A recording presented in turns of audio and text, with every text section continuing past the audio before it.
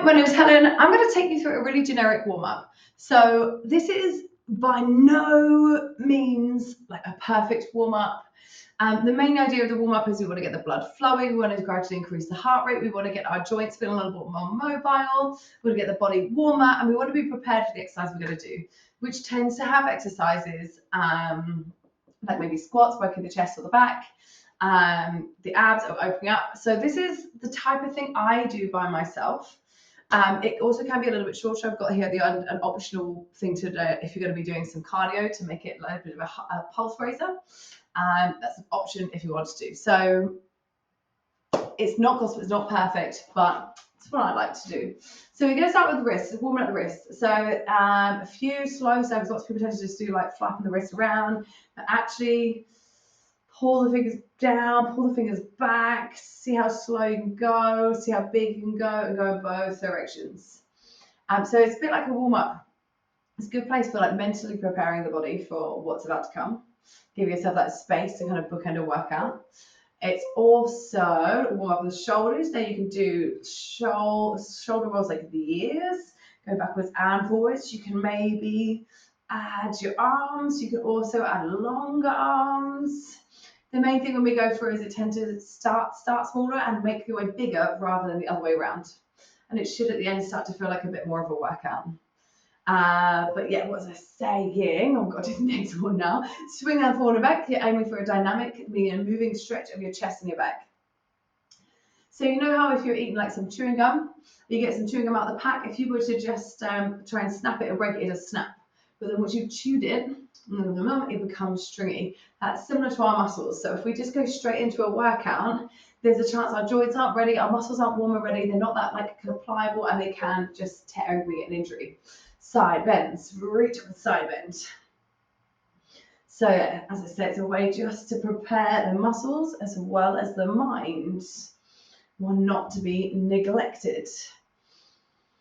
The back, we do quite a few back things as well, because our day-to-day we tend to just be sitting quite still and not moving our back in all the ways it can, and that's why sometimes can experience some back issues.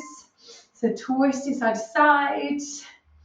Again, start off small, increase as feels good. Everything wants to be in a pain-free range of motion. So it might not match mine, you might not be as deep as me, you might be deeper than me. It's your pain-free movement.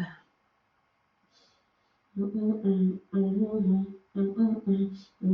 the other thing we'll warm up is activating some muscles, just activating muscles working. So we're going to go to a squat, do a heel lift. Squat down and then lift your heels up to get the calves. So hips back and down and then lift. Again, your first couple of squats might be quite small because they're not warm yet. Your natural range of motion, again, might be lower than mine. I have to really build into it. As I say, it's better to go small to big than big to you've gone whoops too big and you might notice you've pulled muscle. Backward lunges, start feet hip distance, lunge back, drop your knee towards the floor and step in. Now there's a few options I like to do with this. I like to slightly lean forward, so really loading my front leg. Sometimes I like to add a twist, warming up through my back at the same time, and sometimes I like to add a little reach and slightly lean back, warming up the hip flexors and the back quad. So neither are right or wrong. Do what's feeling good. Good morning. Fingertips on the temples, feet under the hips. Your knees are soft. Push your one back until you feel a stretch in the hamstring and stand up. So this is now starting to warm up down the backs of the legs. You should feel a little stretch down the back of the leg and then squeeze as you stand up. It squeezes, as you stand up. You don't need to worry about squeezing coming too far forwards. Aiming for a flat back. Don't have to come below hip height. Squats again, adding a knee lift. So squat, and you might find you can start to squat a little bit lower. And then adding a knee lift, lifting your knee up towards your body. This starts to warm up our hip flexors. So the hips, the hip point here. Add a little pause, sometimes even a little pulse, just to get the hips warm. My hips generally, I personally don't train them enough. And so they might find a little bit weak, so it's good to include this type of thing. Forward lunges. This time we're lunging forward and pushing back up to standing, switching legs. Now, each time as we go through, what we're hoping is to increase the range. So we might notice we get the knee a little bit closer to the floor. Now, same option here, I'll maybe add a twist if I want to, twisting in towards your leg. I don't tend to do the reach in this one because I don't want to have to arch back on the way back up. Good morning again. This time, start your hands by your side and reach your arms forward as you push your hips back and stand up. Again, reach forward as you push your hips back. If you don't feel the stretch in your hamstrings, you're probably squatted, so bum comes down. So keep your arm back and up, and then starting to warm up the upper back and the shoulder joint with that capital I, like this. And squats again, maybe you can go a little bit lower. Do a side leg lift, go side and slightly back. So you're going to start to feel the side of your bum, activating your glute muscle, or side glute muscle. I always do, go slightly back, so squeeze the back of the bum and the side of the bum.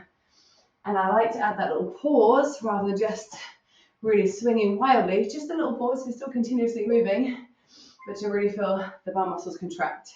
Lateral lunges side to side, come over to the side, step back in and do the other side, or just keep your feet wide and shift side to side. But you push your hips back, you should feel a little stretch in the inner thighs, opening your hips, as well as working and loading into the quad.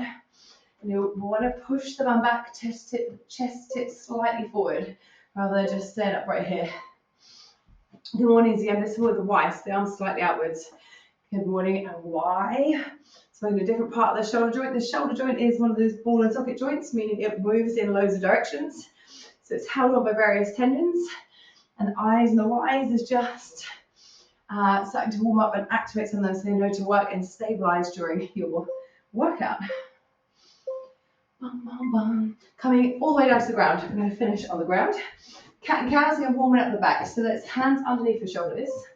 Tuck your chin, tuck your tailbone. And then lift your chin and lift your tailbone. Rounding your back, arching your back. And sometimes it might feel nice to maybe add a little side stretch as well, or some circular movements, just to move your back in a way that feels good. As I say, our back, we tend to not move it that much, but it can move in lots of directions. So good to warm it up that way. So push-ups on your knees. So from here, you just take your hands wider, shift your weight over the hands, bend your elbows and push back up, starting to warm up the upper body, the chest, the shoulders, the triceps. You may want a bit more, walking the hands forward, walking the weight forward, or shifting the weight forward over the hands, doing the same thing. First round, they don't have to be deep. But whatever you do not do them on your toes. It's a warm-up. It shouldn't feel challenging. It should just be starting to work into those joints. And then thread the needle. Reach your right arm up and thread it underneath the left armpit. Again, warming up through the back. Just reach as far as you can.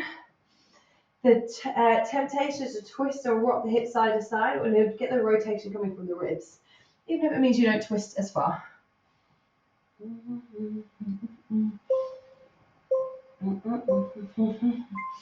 Perfect. Lie on your belly. Reach your arms forward. Now squeeze your arms. Lift your chest away from the ground. So you do pull your elbows back and then reach forward. So you're squeezing your bum. You're working your back muscles and squeezing your shoulder blades. You do not have to lift too high. You can keep quite close to the floor. Just want to feel the muscles contract without there being pain in the lower back. Push back to all fours, thread the needle other side. You might like to try your knees wider than hips, by the way. It helps to keep them stable.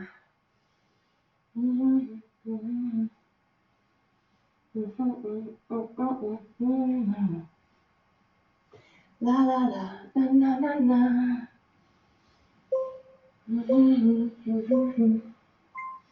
Perfect. Coming to push-ups again. So the second round, we're trying to get a bit more depth.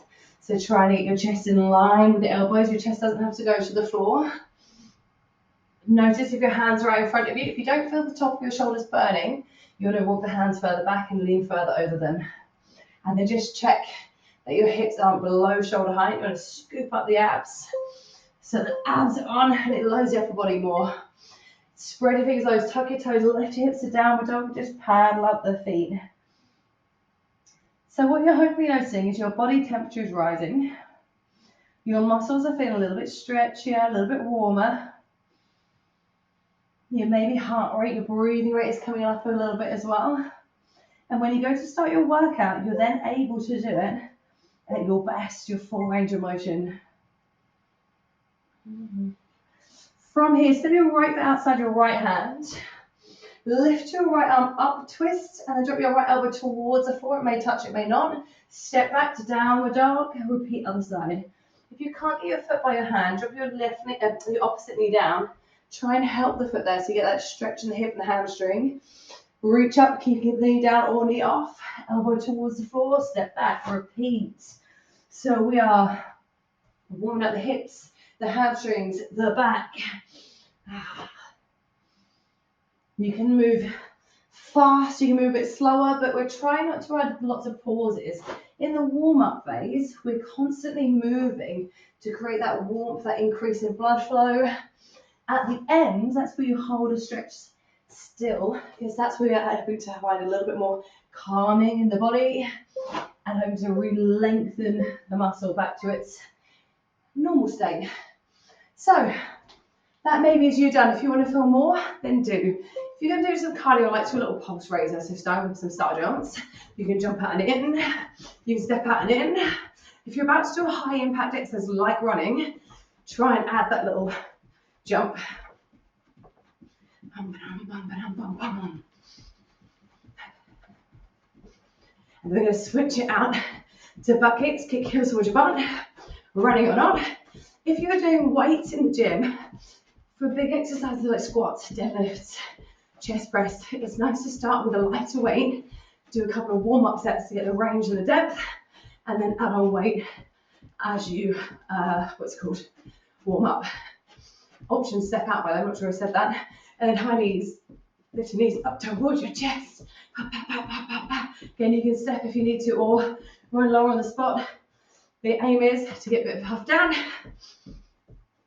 If you're doing a cardio workout, if you just do weights, you might not need to do this. And relax, shake off.